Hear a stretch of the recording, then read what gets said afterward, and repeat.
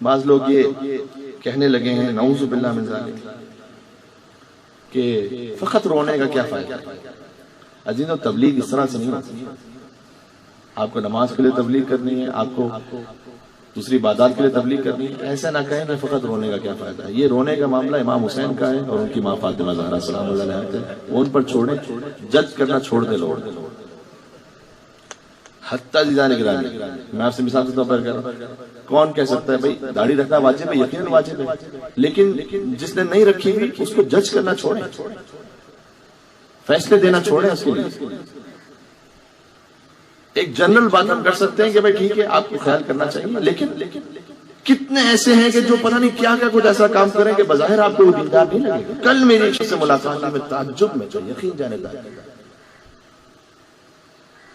وہی کہ چہرے پر آثار نہیں ہے دین کے. مجھے ایک صاحب نے بتایا لیکن مولانا صاحب یہ ایک ایسی بستی میں رہتا ہے لاہور کی جو کچی آبادیوں میں سے ایک ہے، 700 گھر قریب قریب کے بالکل ساتھ، ایک شیعہ تھا اہل بیت کا چاہنے والا. وہاں پر اس نے علم لگایا، وہاں سے امام حسین کا ذکر شروع کیا، اور سال ہر سال گزرتے ہوئے اب 700 کے 700 گھر امام حسین کا ذکر کر رہے ہیں. اللہ چہرے سے دیکھیں گے تو آپ کو شاید دین نظر نہ ہے، لیکن اس طرح سے باتیں کرنا چھوڑیں گے دوسروں کے بارے میں.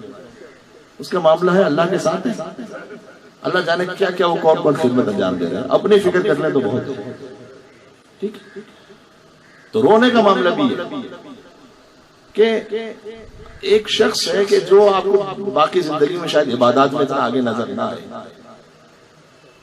لیکن عزیزوں وہ جڑا ہوا تو ہے نا امام حسین کے نام سے. اللہ نے نظام تو رکھا ہوا ہے نا، اس کو حسین کے نام سے جوڑ کے رکھا ہوا ہے دین سے.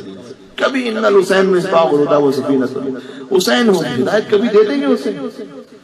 کبھی کیا ہو جائے اس کی زندگی میں، کون سا وہ بڑا کام کر جائے، ہمیں کیا ہوتا، کتنے امامے والوں سے آگے نکل جائے، ہمیں کیا ہوتا. امامہ پہن لینا کوئی نجات کی ضمانت تھوڑی ہے. یہ تو امام حسین جانتے ہیں کہ کسی میں کیا خلوص ہے کیا ہے. نہ میں اپنے آپ کو کوئی بڑا یہاں تو اوپر بیٹھنا میری مجبوری اس لیے کہ خطاب کرنا ہوتا ہے، ورنہ یقین جانیے میں تکلف نہیں حقیقتاً کہہ رہا ہوں، آپ میں سے ہر ایک عزادار سے میں اپنے آپ کو کمتر سمجھتا ہوں اور ہوں. یہ جگہ کوئی غرور کی جگہ نہیں کہ بیٹھ کے ہم بڑی بڑی باتیں کرتے رہیں، تنقیدیں کرتے رہیں، تبصرے کرتے رہیں. ارے بھائی عزادار کا احترام رکھو، امام نے اس کا احترام رکھا ہے. امام نے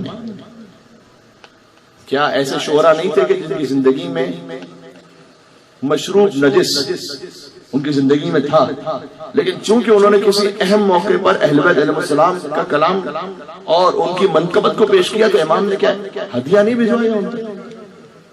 کیا امام نے ان کی تعریف نہیں کی؟ شام نے کہا یہ کون ہے جو جا رہا ہے جس کے لیے یہ راستہ کھل رہا ہے؟ اچھا فرزدق کے جوش مودت کو ایک مرتبہ ایسے زبان پر اس کے جاری ہوا، فی البدی کہنا شروع کیا کہ اچھا تو نہیں جانتا کہ یہ کون ہے؟ اسے کعبہ جانتا ہے، اسے بطحہ جانتا ہے، اسے حجر اسود جانتا ہے. اور جب یہ آگے بڑھتا ہے تو اس سے پہلے کہ یہ حجر اسود کا بوسہ لے، حجر اسود آگے بڑھ کے اس کے ہاتھوں کا بوسہ لیتا ہے. اللہ اکبر. یہ کلام کہہ دیا، امر ہو گیا. امام نے ہدیہ بھجوایا کہ مولا میں نے یہ ہدیے کے لیے نہیں کہا تھا کلام، واپس کیا. امام نے پھر بھجوایا، امام نے پھر بھجوایا ہدیہ. کہا نہیں ہم جانتے کہ تم نے خلوص سے کہا تھا، لیکن یہ ہماری طرف سے تحفہ، اسے رکھو. اللہ اکبر. یعنی کہ اگر یہ دو طرفہ ذمہ داری بیان کی، پڑھنے والا خلوص سے بیان کرے، لیکن جو مجلس کا اہتمام کرنے والا ہے وہ اپنی حیثیت کے مطابق کسی ذاکر کے لیے ہدیے کا بھی اہتمام کرے، اس میں بھی کوئی حرج نہیں. امام نے دیا، اور جب اس نے واپس کیا تو امام نے پھر بھجوایا. کہا نہیں ہم تمہیں دے رہے ہیں، رکھو اسے. امام رضا علیہ السلام ہدیہ دیا کرتے تھے، امام صادق علیہ السلام. خیر وہ بات کی اور نکل جائے گی. میں تو کہنا چاہ رہا ہوں امام خلوص کو دیکھتے میرے بھائی. کتنے ایسے ہوں گے، حضرت امام خمینی علیہ رحمہ کا جملہ مجھے بڑا اچھا لگتا ہے، ملا شدن سے آسان، آدم شدن سے مشکل. ملا ہو جانا یعنی بہت بڑا عالم بن جانا بہت آسان، آدم شدن سے مشکل، انسان بننا بہت مشکل. کتنے ایسے ہوں گے جو فرش عطا پر ہیں، پڑھنے والے سے زیادہ بہتر انسان، وہ امام حسین جان. تو یہاں عزت انکساری ہونی چاہیے، غرور ہرگز نہیں ہونا چاہیے، تکبر نہیں ہونا چاہیے کہ میں ہی ٹھیک ہوں، جو میں کہہ رہا ہوں وہی ٹھیک ہے، باقی سب غلط ہے، سب کی سوچ غلط ہے. کوئی امام حسین کا حقیقی عزادار نہیں سوائے ہمارے.